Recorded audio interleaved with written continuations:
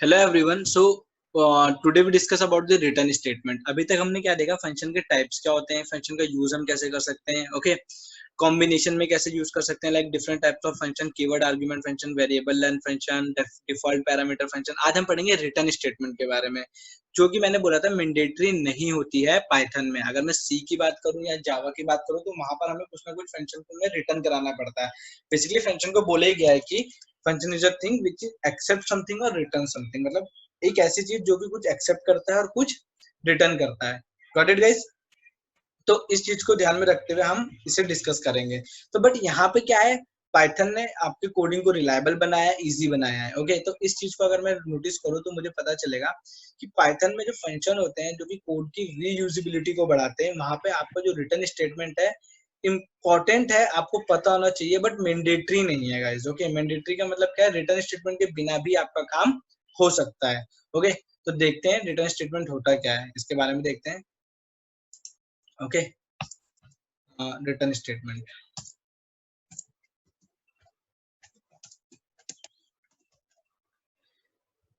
here function take input values as a parameter and execute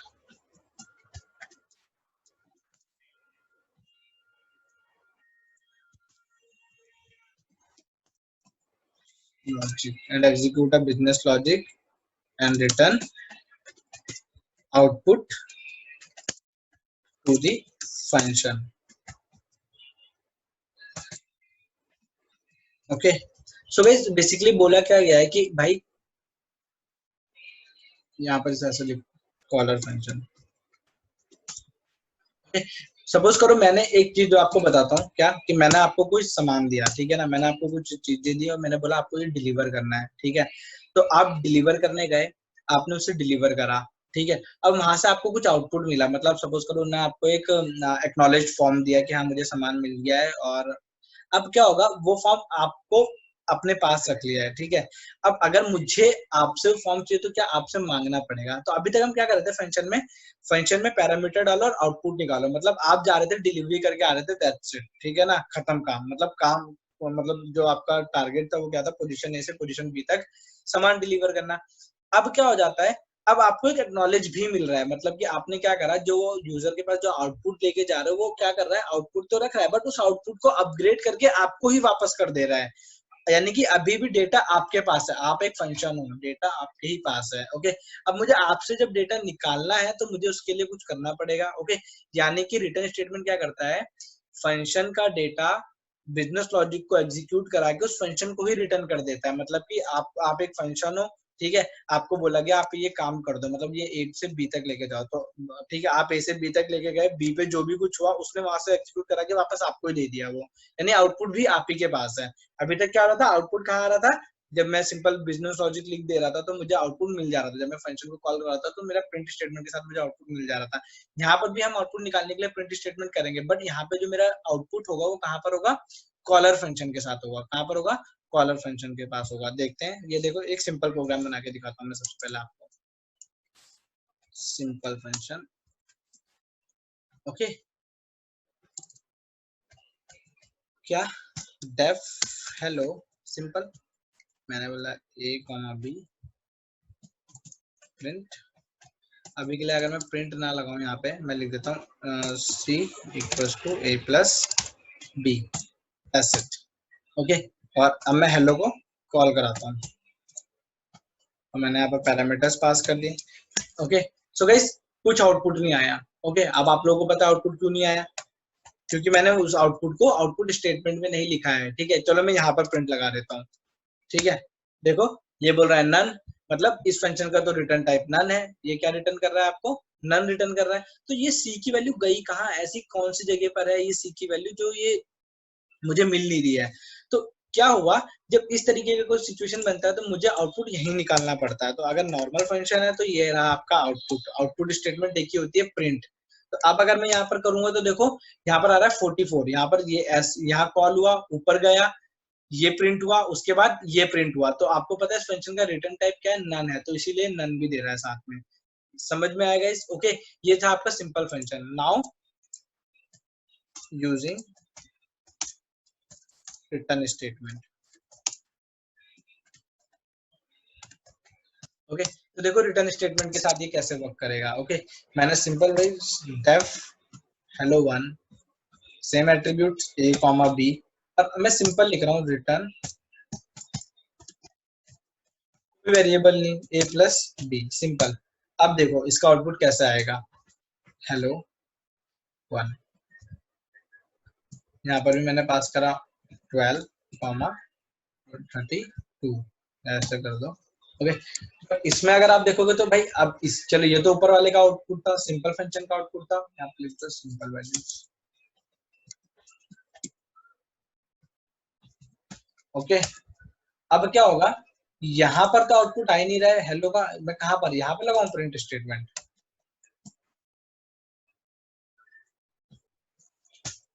क्या बोल रहा है इनवैलिड सिंटैक्स, क्या बोल रहा है इनवैलिड सिंटैक्स। तो गाइस यार अब मैं क्या करूं, मुझे तो मेरा डेटा का आउटपुट चाहिए, तो ध्यान से देखो मैंने डेफिनेशन क्या लिखी है। क्या, execute parameter, execute a business logic and return the output to the caller function, मतलब कि इसने इसे सॉल्व करा और वापस से आउटपुट इसी को दे दिया, मतलब आपका जो आउटपुट है वो कहाँ पर है, यहाँ पर है, caller the output, caller handle the output. Okay, इस तरीके से कॉलर ने आउटपुट को हैंडल कर लिया। अब अगर देखो इसने क्या करा, पैरामीटर लिए, यहाँ गया सॉल्व करा और आउटपुट यहीं से करा लिया। अब आउटपुट निकालने के लिए मुझे क्या करना पड़ा है, स्टेटमेंट लगाना पड़ा। तो देखो यहाँ पे आपका नन नहीं आ रहा, आपका सिंपल आउटपुट आ रहा है। ओके, तो here if we get the output,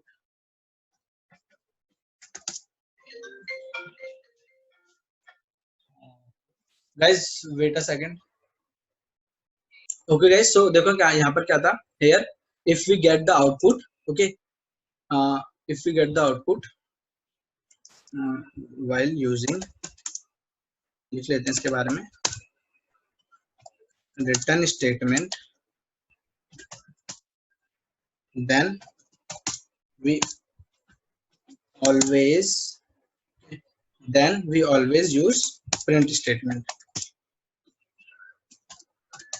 okay, then we always use print statement. समझ में आया? तो क्या बोल रहा हूँ मैं कि अगर आपने रिटर्न फंक्शन का यूज कर रहा है, ठीक है, तो वो क्या करेगा, आपके बिजनेस लॉजिक को एग्जीक्यूट कराएगा और लॉजिक को एग्जीक्यूट कराने के बाद आपका आउटपुट कहाँ से कर देगा, रिटर्न स्टेटमेंट के पास। तो अगर आपको उसे प्रिंट कराना है तो आपको मतलब आउटपुट चाहिए आपको, तो आपको क्या हैंडल क्या यूज करना पड़ेगा, प्रिंट स्टेटमेंट का यूज करना पड़ेगा। तो देखो इस तरीके से आप क्या कर सकते हो, रिटर्न स्टेटमेंट का यूज कर सकते हो। तो this is your business logic, इसे कहते हैं लॉजिक। ओके, समझ में आया? इसे आप एक वेरिएबल में भी स्टोर करा के कर सकते हो, डायरेक्ट भी कर सकते हो, लाइक दिस। मैं इसके मल्टीपल केसेस आपको बता देता हूँ। तो अगर मैं कुछ ऐसा करता हूँ, def hello to same a comma b, okay, then यहाँ पर मैं लिख रहा हूँ c equals to a plus b and then return c। Okay, अब क्या होगा, मैं यहाँ पर सिंपल, अगर आप यहाँ पर प्रिंट स्टेटमेंट भी लगा दो तो ये मना नहीं करेगा, क्योंकि है तो ये फंक्शन की तरह तो चलेगा ही। मैंने लिखा प्रिंट सी और यहाँ पर रिटर्न भी करा दिया, इसको रिटर्न भी करा दिया। तो देखते हैं अब आउटपुट में क्या आता है। जब मैं यहाँ पर प्रिंट कराऊंगा सी, यहाँ पर लिख देते हैं in this we use print as well as return statement.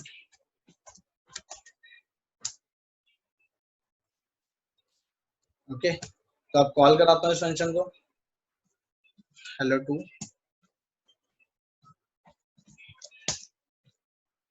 देखो अब नन नहीं आ रहा है, यहाँ पर ये जो सी की वैल्यू थी, ओके, अब नन नहीं आ रहा है, तो नन की जगह क्या आ गया, जो रिटर्न करा रहा था तो रिटर्न की जगह ये आया है और इंटरनली ये आया है। Okay, so this is your working, okay, this is working for return statement. Okay, अब आप लोगों को समझ में आ गया होगा कि रिटर्न स्टेटमेंट वर्क कैसे कर रहा है। So guys this is your return statement. अब अगर क्या होता है, रिटर्न स्टेटमेंट एक साथ मल्टीपल वैल्यूज भी रिटर्न करता है, तो अब हम देखते हैं कि मल्टीपल वैल्यूज कैसे हैंडल करता है, कैसे रिटर्न करता है। ओके, मल्टीपल सिचुएशंस में कैसे कैसे रिटर्न स्टेटमेंट वर्क करेगा। तो मैंने क्या करा, एक प्रॉपर प्रोग्राम बनाया, देखो। Okay, now passing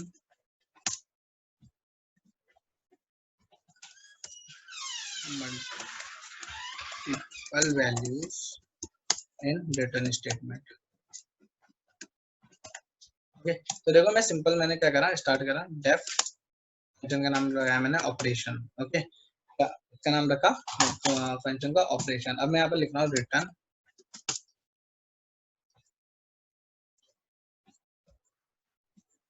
A comma B, A plus B, A minus B, A into C, A not C तो है नहीं, A into B, A divide by B. Okay, and A to the power B. देखो ये सारे के सारे operation मैंने perform करा दिया वन लाइन स्टेटमेंट में। अब देखते हैं इसे प्रिंट करा के। मैंने करा है print, okay, operation, okay, and अब यहाँ पैरामीटर पास कर दिया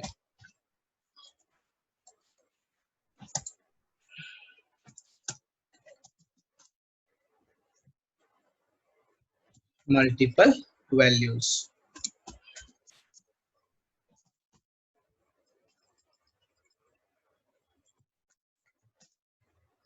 ओके, तो अगर आप देखोगे तो यहाँ पे सारी की सारी मल्टीपल वैल्यूज आपकी आ गई है। This is summation, okay, minus है, मल्टीप्लीकेशन है, और ये क्या है आपका पावर फंक्शन है। ओके, इतनी बड़ी वैल्यू आई है। Got it. तो इस तरीके से ये ऑपरेट हुआ है। देखो इसका रिटर्न टाइप क्या है, now here it's return type is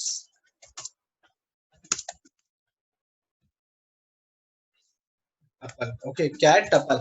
अगर आप मल्टीपल वैल्यू रिटर्न करा रहे हो तो ये एक ही एंटिटी में रिटर्न कर रहा है, बट मल्टीपल वैल्यूज को डाल के कर रहा है। वो क्या है, आपकी टपल है। इन्हें टपल में सारा डेटा डाला और आपको रिटर्न कर दिया सारी वैल्यू, ए प्लस माइनस मल्टीप्लाई और डिवाइड जो भी था सारा का सारा एक ही जगह डाल के रिटर्न कर दिया है। Got it guys. ओके, आगे देखते हैं। ओके, अगर आपको इस टपल को अनपैक करना है तो आप अनपैक कैसे करोगे, तो वो देखो, unpacking of tuple.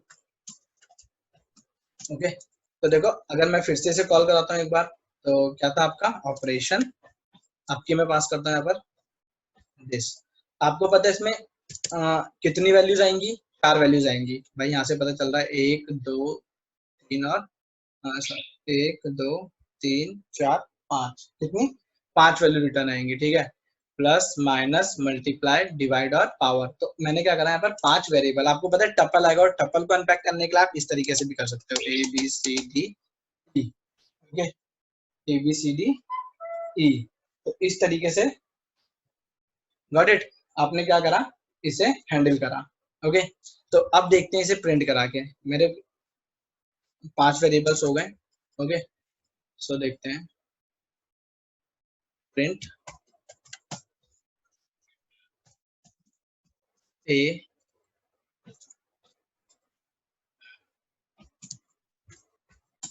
B C, ये हो गया D, and this is your E. Okay guys, देखो अब मैं इसे यहाँ पर एग्जीक्यूट कराता हूँ। Okay, so this is your A B C D. तो this is your unpacking part, कि मैंने इसी को प्रोग्राम में कॉल कराया, ऑपरेट कराया और यहाँ पर सेव कर लिया। Okay, so this is your unpacking of your tuple. तो ये रिटर्न स्टेटमेंट इस तरीके से आप यूज करोगे। Okay, got it. इसके बाद हम डिस्कस करेंगे रिकर्सिव कॉलिंग। ओके, कि रिकर्सिव कॉलिंग क्या होती है, रिकर्जन क्या होता है। Got it. Okay, so guys एक चीज और देखो, अगर सपोज करो मैं यहाँ पे एक वेरिएबल कम ले लेता हूँ, तब क्या होता है। तो जैसे मैं इसे एग्जीक्यूट करूंगा, देखो एक एरर देगा, क्या, too many value to unpack, expected 4। क्या ये बोल रहा है कि भाई अनपैक करने के लिए बहुत सारी वैल्यू, और यहाँ पर मैं कितने वेरिएबल एक्सपेक्ट कर रहा हूँ, 4 ही एक्सपेक्ट कर रहा हूँ। समझ में आया, इसका मतलब ये है। तो ये खुद से बता देगा, क्या बोल रहा है, too many value to unpack expected 4, कि मतलब यहाँ पर मैं 4 एक्सपेक्ट कर रहा हूँ, बट यहाँ से वैल्यू कितनी आ रही है, उससे ज्यादा आ रही है। ठीक है, तो मैंने ई करा, और अब मैंने एक ज्यादा कर दी, तो देखो अब देखते हो क्या आता है, क्या बोल रहा, not enough value to unpack, expected 6 got 5। मतलब ये बोल रहा है कि भाई कि आपके पास यहाँ पर जो वैल्यूज है ना, जो यहाँ से आ रही है वो कम है और यहाँ पर वेरिएबल्स ज्यादा है, अनपैकिंग के लिए जो आपने डेटा ले रखा है वो ज्यादा है as compare to that data जो कि वहां से आ रहा है। ओके, तो ये दोनों एरर हमेशा ध्यान में रखना, तब आप लोगों को क्लियर रहेगा कि हाँ कभी ऐसा होता है किसी सिचुएशन में एक फंक्शन मल्टीपल वैल्यूज रिटर्न करता है, तो ये एरर्स काफी टाइम इनकाउंटर हो जाती है आपकी। Okay, while implementing data science, okay, image processing, machine learning, तो ये एरर्स काफी आती है, तो इस एरर्स को आप ध्यान में रखोगे कि कौन सी वाली क्या कह रही है। इसका मतलब क्या है कि यहाँ से आपकी वैल्यू कम आ रही है और यहाँ पर आपको हैंडल करने के लिए ज्यादा वैल्यूज ले रखी है, ज्यादा ज्यादा वेरिएबल्स ले रखे हैं। ओके, तो इस तरीके की सिचुएशंस क्रिएट हो रही है। Got it guys? तो ये था आपका normal function. Got it?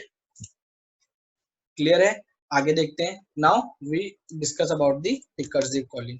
Guys basically अगर मैं बात करूं रिटर्न स्टेटमेंट की, तो ये आपके रिकर्सिव कॉलिंग पे ही आता है। ओके, कि रिकर्सिव कॉलिंग को कैसे हैंडल करना है, क्या होता है फंक्शन। ओके, रिकर्जन क्या होता है?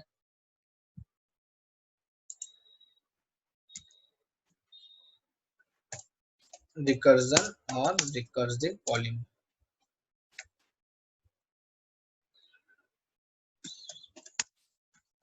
ओके, सो बेसिकली बोला जाए तो इसका मतलब क्या है? Okay, a function calling itself while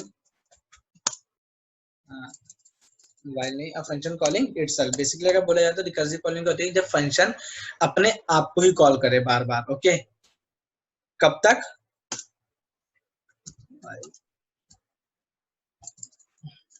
and and at the any specific condition।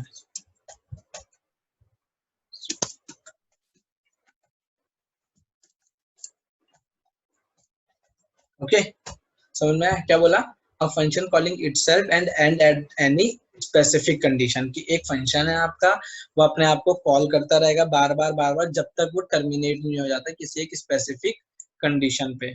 ठीक है, किसी भी एक स्पेसिफिक कंडीशन पे आके वो टर्मिनेट नहीं हो जाता। तो इससे आपका क्या होता है, बेसिकली बड़ी अगर कोई लार्ज प्रॉब्लम है तो हम इसे स्मॉल स्मॉल पार्ट्स में ब्रेक करके हम इजीली सॉल्व कर सकते हैं। तो मेनली क्या होता है, recursion used to handle large and complex, जिसका लॉजिक कॉम्प्लेक्स होगा गाइस। ओके, और प्रॉब्लम कैसी होगी, लार्ज होगी। ओके, तो उस तरह की प्रॉब्लम को हैंडल कौन करता है आपका, this type of function because. Okay, got it? तो इम्प्लीमेंट करके देखते हैं। बेसिकली मैं आपको इम्प्लीमेंट करना है फैक्टोरियल ऑफ एनी नंबर। आपको पता है फैक्टोरियल क्या होता है? ओके, फैक्टोरियल का फॉर्मूला क्या होता है, तो हम उसे इम्प्लीमेंट करके देखते हैं। ओके, तो मैंने क्या करा, एक फंक्शन बनाया जिसका नाम रखा फैक्ट। ओके, एग्जांपल देखो रिकर्सिव कॉलिंग का। ओके, तो मैंने क्या बोला, फंक्शन है जिसका नाम है फैक्ट, वो एक नंबर एक्सेस करेगा। ओके, कोई भी एक पैरामीटर जो कि नंबर होगा, और इफ वो नंबर जब तक जीरो ना हो जाए, ओके, जब वो जीरो होगा तो क्या रिटर्न होगा, 1। अगर वो नंबर जीरो है तो मुझे रिटर्न वैल्यू क्या मिलेगी उसकी, 1 मिलेगी। ओके, एक काम करते हैं, सेव करा लेते हैं आर में। ठीक है, गॉट इट? अगर n की वैल्यू जीरो हो जाती है तो r में क्या आएगा, 1 आएगा। If n equals to zero, else क्या चलता रहेगा आपका, एक फॉर्मूला जो कि फैक्टोरियल का फॉर्मूला होता है, क्या होता है, n इंटू n माइनस 1। ठीक है, but n into n minus 1, इसे देखते हैं आउटपुट में क्या आएगा, और at last return r। Okay, देखो ये जो r रिटर्न है ये इन दोनों के बाहर है, क्यों? क्योंकि r में फाइनल वैल्यू आएगी, r में फाइनल वैल्यू आएगी। तो देखते हैं प्रिंट करा के इसे, print. Okay, here recursive calling. Okay, so it is fact of, मैंने लिखा कि मुझे 5 का फैक्टोरियल चाहिए। तो देखो जैसे मैंने एग्जीक्यूट कराया मेरे पास आउटपुट में क्या आया, 24 आया। बट अगर मैं बात करूं 5 into 4 into 3 into 2 into 1। Okay, एक सेकंड,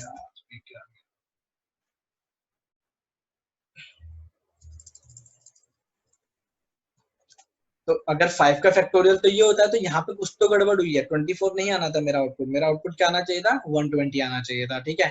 तो हुआ क्या ये, ओके 5 4 जा 20, तो बेसिकली वो यहीं पर सॉल्व हुआ है, ठीक है ना। ये कितना था, मैंने क्या पास करना है पर मैंने पास करा था, एक सेकेंड, ओके मैंने 5 पास करा था, और क्या हुआ 5 इंटू 4 कुछ इस तरीके से हुआ, और लास्ट में इसकी आर की वैल्यू भी 1 थी, तो इस तरीके से चला है, ओके। तो लास्ट में बेसिकली मुझे आउटपुट मिला 24, जो कि क्या है आपका रॉन्ग है, क्या है रॉन्ग है, ओके। बेसिकली अगर नॉर्मली आप लोगों को बताऊं तो आउटपुट में ये हुआ, एन की वैल्यू क्या थी 5 थी, ठीक है, तो 5 माइनस 4 कुछ ऐसा हुआ, तो यहाँ पर क्या है 4 इंटू 5 इंटू 4, ठीक है। तो ये चीज सॉल्व हुई है, तो बेसिकली 5 से ना ये 4 इंटू 3 इंटू 2 इंटू 1 चला है, तो 4 3 12 टू जा 24 और 24 इंटू 1, तो इस तरीके से आपका आउटपुट आया। रिकर्सिव कॉलिंग नहीं हुई है। रिकर्सिव कॉलिंग कब होगी, जब फंक्शन अपने आप को कॉल करेगा, जब फंक्शन अपने आप को कॉल करेगा, क्या होगा, सबसे पहले यहाँ पर आएगा 5, ठीक है, फिर आएगा इंटू 4 भाई फैक्ट ऑफ n-1 यानी फैक्टोरियल ऑफ 4, फिर फैक्टोरियल ऑफ 4 में भी ये फंक्शन वापस से कॉल होगा, तो यानी कि क्या आएगा 5 into 4 into factorial of 3, 5 into 4 मतलब ऐसे होगा, देखो 5 इंटू पहला स्टेप जो चलेगा फैक्ट ऑफ 4, ठीक है। उसके बाद दूसरा स्टेप क्या होगा 5 इंटू 4, जब फैक्ट ऑफ 4 आएगा तो 4 बाहर आ जाएगा, ओके, इंटू फैक्ट ऑफ 3, ठीक है। इसके बाद 3 बाहर आ जाएगा तो क्या होगा 5 into 4 into 3, okay, into fact of 2, okay, इस तरीके से, ओके। और इसी तरीके से 1 एंड सो ऑन। तो लास्ट में क्या हो रहा है, देखो अपने आप को जो फंक्शन कॉल कर रहा है, अब अगर मैं इसे एग्जीक्यूट कराऊंगा तो आई एम गेटिंग 120, तो that's the okay logic of recursive calling, okay guys, ये आपका रिकर्सिव कॉलिंग का लॉजिक है, रिकर्जन है। इस यहाँ पर आपको रिटर्न स्टेटमेंट का यूज करना है। सबसे बड़ा क्वेश्चन डाउट आता है कि रिटर्न स्टेटमेंट का यूज क्या करना है, तो अगर आपको फंक्शन को ही फंक्शन में रिटर्न करना है, यूज करना है, तो आप रिकर्सिव कॉलिंग का या रिटर्न स्टेटमेंट का यूज कर सकते हो, okay. So we discuss about the function aliasing, क्या फंक्शन को एलियास कैसे कर सकते हो। अभी तक हमने क्या पढ़ी, रिकर्सिव कॉलिंग पढ़ी है, ओके। बाकी आप इस पे और भी प्रैक्टिस करोगे तो ज्यादा से ज्यादा आपको समझ में आएगी, ओके। तो रिटर्न स्टेटमेंट हमारा हो चुका है, ओके, नॉर्मल फंक्शन रिटर्न। अब हम पढ़ते हैं एलियासिंग क्या होती है, एलियास क्रिएशन क्या होते हैं, ओके। सो मैं बोल रहा हूँ एलियासिंग का मतलब होता है here we have an existing function, आपके पास पहले से ही कुछ एग्जिस्टिंग फंक्शन पड़े हुए, लाइक आपने जो बनाया अभी तक, ओके, आपने जो अभी तक क्रिएट करे, लाइक मैंने हेलो हेलो वन XYZ जो भी मेरा मन आ रहा था मैं क्रिएट कर रहा था, ओके, गॉट इट। तो अब क्या होगा, मैंने यहाँ पर क्रिएट करा, ओके, तो अब मैं इन्हें एक नया नाम भी दे सकता हूँ, here if we have an existing function then we provide that function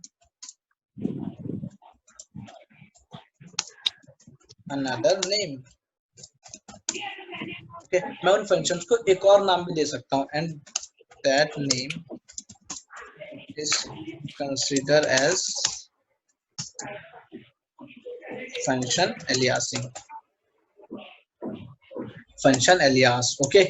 मतलब कि सिंपल से बोलने का मतलब है, आपके पास एक फंक्शन है जिसका नाम है माय, माय फंक्शन क्या करेगा, एक पैरामीटर एक्सेप्ट करेगा जिसका जो पैरामीटर है नेम, ओके। अब मैंने इसका print hello name how are you, hello name how are you, okay. अब मैंने इसमें पास करा निशांत, तो मैंने नेम को कॉल कराया, नेम में सॉरी माई को कॉल कराया और उसमें नेम पास कर दिया, नेम है निशांत, ओके। तो देखो क्या बोल रहा है, दिस इज योर आउटपुट। बाकी मैं कमेंट कर देता हूँ अभी के लिए।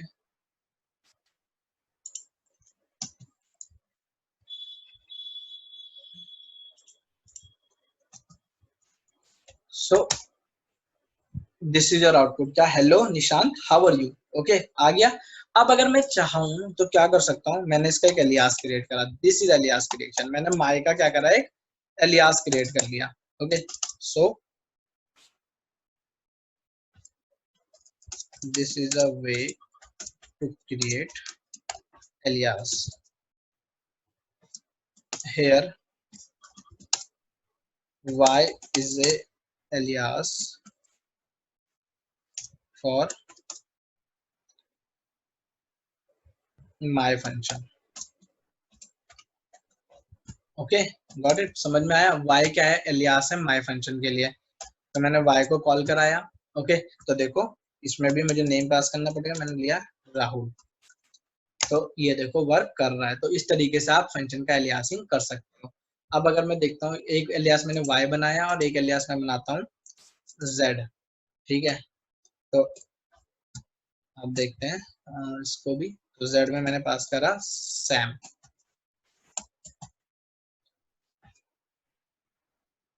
ठीक है, सब में सेम। अब मैं लिखता हूँ y इक्वल इक्वल z, क्या बोल रहा है?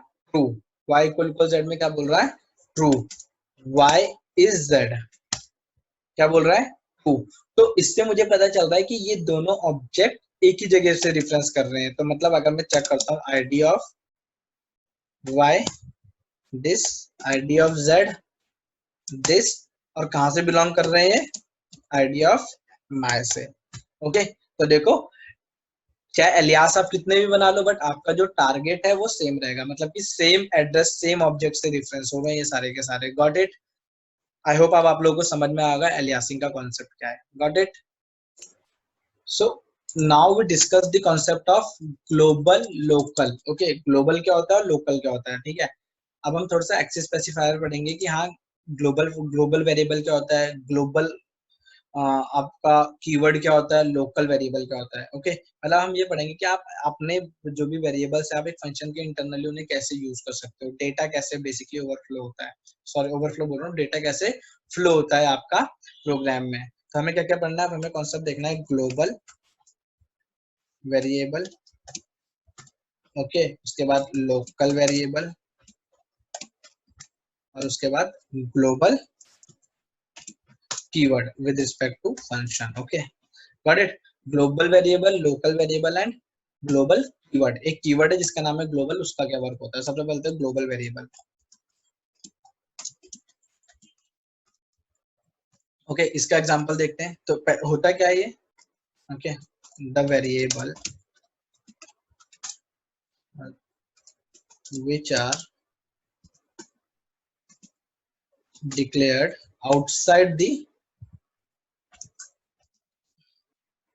outside of function. Okay, the variable which are declared outside of function are called global variable. मतलब आपने एक वेरिएबल डिक्लेयर करा है, ठीक है, और आप उसे कहीं से भी एक्सेस कर सकते हो। This type of variable, this type of var access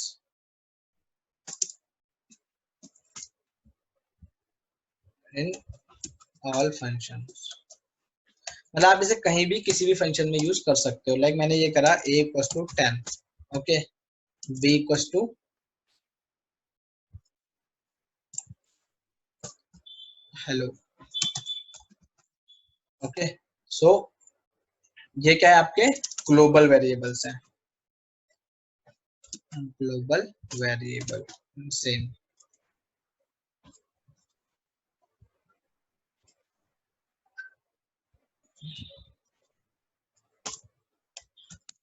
okay, ये क्या था? आपके दोनों ग्लोबल वेरिएबल थे। तो डेफ f1 एक फंक्शन बनाया मैंने, यहाँ पर लिखा प्रिंट a,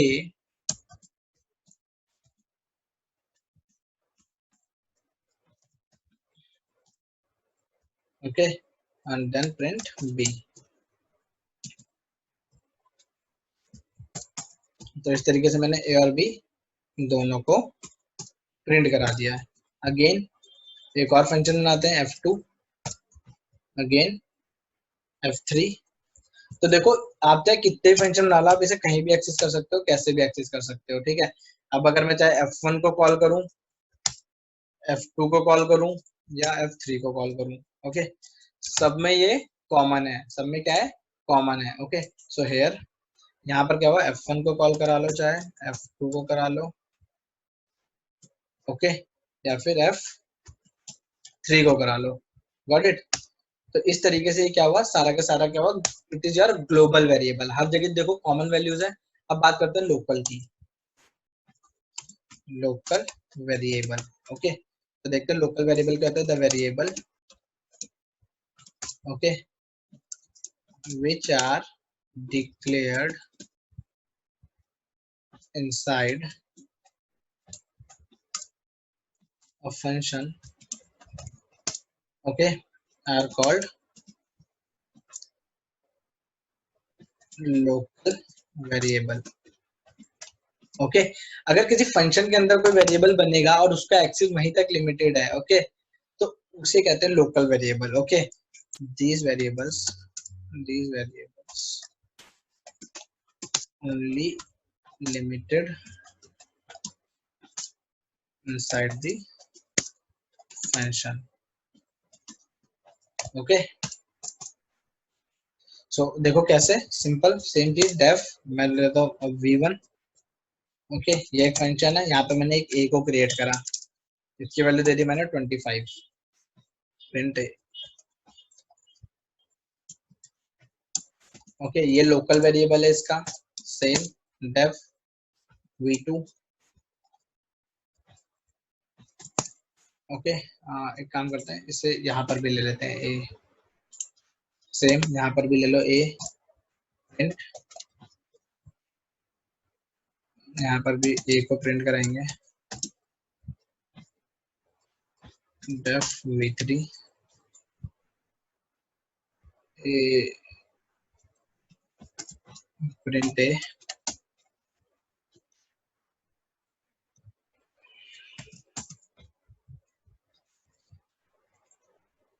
तो देखो यहाँ पर मैंने 3 लोकल वेरिएबल बनाए a, ओके। इस तरीके से भी आप लोकल इसे बोल सकते हो, इस तरीके से भी आप लोकल बोल सकते हो। कैसे पता चला मुझे, अगर मैं यहाँ पर v1 में वैल्यू देता हूँ, ठीक है, ऊपर तो देखो 25 है, मैं यहाँ पर कुछ भी दे दूं, कुछ भी दे दूं, वो यहाँ से तो जाएगी ये वाली वैल्यू, बट यहाँ पर ये इसे क्या कर देगा, 25 कर देगा v1 में। v2 में क्या करेगा, जो भी वैल्यू दूंगा वही आएगी, v3 में भी जो भी वैल्यू दूंगा वही आएगी। तो देखो इस तरीके से, यहाँ पे मैंने क्या पास करा था v1 में, दिस वैल्यू, बट यहाँ पर ये गई, इससे यहाँ पर देखा, अच्छा ये मैं तो 25 का ओवरराइड कर दी, इसके लिए a की वैल्यू 45, इसके लिए 8, तो देखो कोई भी वैल्यू एक दूसरे से मैच नहीं हो रही है, मतलब क्या ओवरराइड नहीं कर रही है, सिर्फ यहीं पर ही कर रही है। तो this is the concept of your local variable and global variable. अगर देखो प्लेसिंग पे बात है कि कौन सा वेरिएबल कहाँ पर है, तो जो जहाँ पे प्लेस हो रहा है उसके रिस्पेक्ट में वो लोकल और ग्लोबल कहा गया है। तो आई होप आप लोगों को लोकल और ग्लोबल का कॉन्सेप्ट समझ में आया होगा। So in next week we discuss about the global keyword, okay, global keyword and nested function, okay। अब जो हमारा नेक्स्ट लेक्चर होगा उसमें हम क्या देखेंगे कि ग्लोबल कीवर्ड क्या होता है और आपका नेस्टेड फंक्शन क्या होता है। समझ में आया गाइस, ओके।